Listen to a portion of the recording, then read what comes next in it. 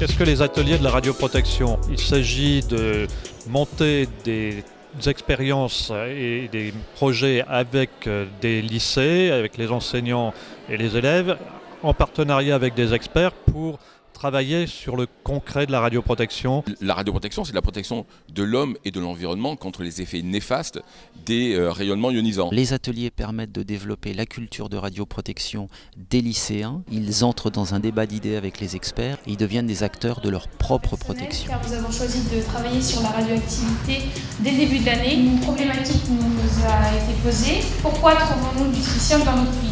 Cette année, nous soutenons 3 lycées du département de la Manche, Cherbourg, Saint-Lô et Coutances, pour la promotion de la recherche dans le domaine de la radioprotection. Tous ces experts travaillent en partenariat avec les enseignants sur des thématiques diverses, que ce soit le radon, le médical, la gestion des déchets ou encore la gestion post-accidentelle. La préparation aux situations d'urgence. La gestion des déchets, c'est quelque chose qui est un problème en France. Les déchets du combustible n'ont pas encore de filière de stockage. Donc là, on a étudié le projet CIGEO. C'était intéressant de voir comment ce projet évolue. Dans cette année, j'ai appris qu'il y a beaucoup de maladies à cause du radon. Et on doit aussi faire beaucoup d'études médicales pour protéger les travailleurs de Krikova.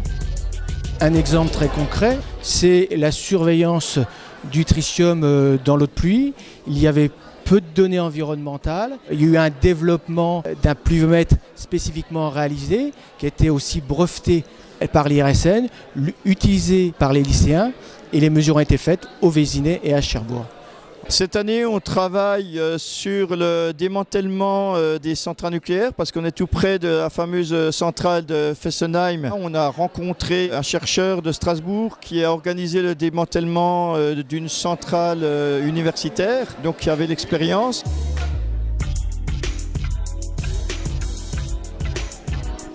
Alors ici nous avons 2 balises. Ces balises nous servent à détecter un polluant et à avertir principalement les 2 opérateurs de chaque coin de la salle s'il y a danger ou pas. Donc ici, là c'est devenu directement rouge. J'ai choisi le sujet du démantèlement de la centrale de Fessenheim. J'ai appris beaucoup de choses sur la radioactivité déjà de base et surtout les enjeux politiques et économiques d'un démantèlement. Nous avons des lycéens qui viennent de Fukushima au Japon, qui viennent de Biélorussie et donc qui apportent un témoignage concret sur la vie dans des territoires contaminés par un accident nucléaire. The subject of our research is about radioactive waste in Fukushima.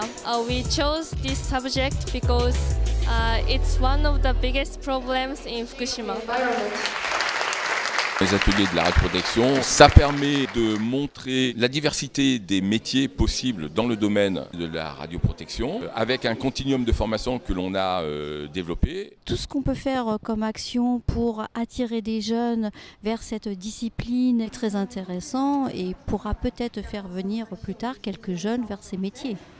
Le domaine de la radioprotection concentre 2 thématiques, celui de la protection de l'homme et celui de l'ingénierie. Et du coup, on a des jeunes qui vont être intéressés par ces 2 dimensions. De nombreux métiers sont concernés par la radioprotection. On a des ingénieurs, des développeurs, des physiciens, des techniciens de l'environnement, on a des médecins. Ils vont pouvoir aussi travailler sur des thématiques liées à la robotique, pour le démantèlement. Ils peuvent travailler sur toute la thématique de la lutte contre le cancer avec des équipements qui sont des accélérateurs pour la radiothérapie. Les ateliers de la radioprotection illustrent très bien l'adage de Marie Curie qui disait que dans la vie rien n'est à craindre mais tout est à comprendre.